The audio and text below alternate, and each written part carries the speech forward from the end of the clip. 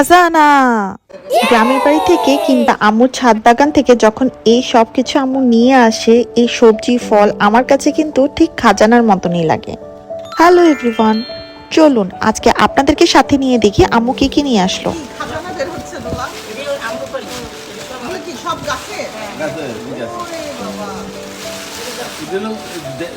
আসলে বাড়ি থেকে কিছু আনা মানে কি কি আনলো এগুলো সবাই মিলে একসাথে বসে দেখাই যেন বেশি আনন্দ মনে হয়।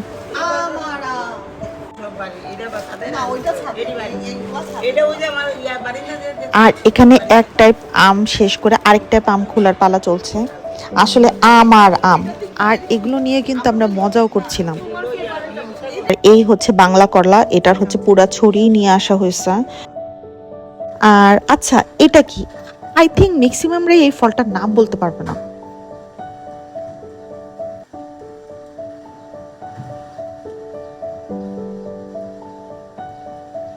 আর বর্ষাকাল মানেই হচ্ছে দেশি প্যারা, আর আমার আবার দেশি প্যারা খুবই পছন্দ। আর এটা কিন্তু এই সময় বেশি পাওয়া যায়, জন্য আম্মু আমার জন্য অনেক বেশি করে নিয়ে আসছে। কিন্তু এখানে কেটে খেয়েও ফেলছি। আরে কি ভাবছেন ফুটবল? আরে না, এটা হচ্ছে জাম্বুরা। আসলে এই জাম্বুরা হচ্ছে এত মজার আর এত রসালো মিষ্টি, আর সাইজও দেখেন কত বিশাল। আর এই যে এগুলো হচ্ছে বেল। আচ্ছা, এগুলো কি কেউ চিনতে পেরেছেন? এগুলো হচ্ছে দেশি খেজুর। ছোটবেলায় যখন বাড়িতে যেতাম খুব খেতাম, অনেক বছর পর আবার দেখলাম, তো আম্মু এগুলোও নিয়ে আসছে। আর এই হচ্ছে থাই আম, আর এই হচ্ছে ড্রাগন। এগুলো সব কিছুই হচ্ছে আম্মুর গাছের।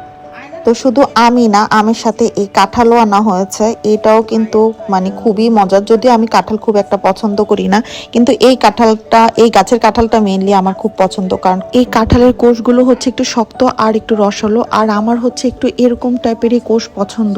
সত্যি বলতে এই যে ছাদ বাগান বা বাড়ি থেকে কোনো কিছু আনলে এগুলো খাওয়ার থেকে দেখার ক্রেভিং এ যেন খুব বেশি হয়। আসলে যতই কিনে খাই না কেন, এরকম ফরমালিন মুক্ত জিনিস নিজের গাছের কিংবা নিজের হাতে না লাগানো হলে আসলে তা পাওয়া সম্ভব। সেই হিসেবে বলবো এটা আসলে আমাদের জন্য একটা অনেক বড় ব্লেসিংস।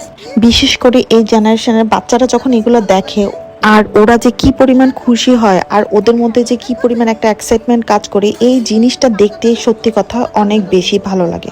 আসলে এরকম খাঁটি ভালোবাসার কোনো তুলনাই হয় না। তো আপনাদের কাছে আমার এই ব্লগটা কেমন লাগলো কমেন্ট করে অবশ্যই জানাবেন।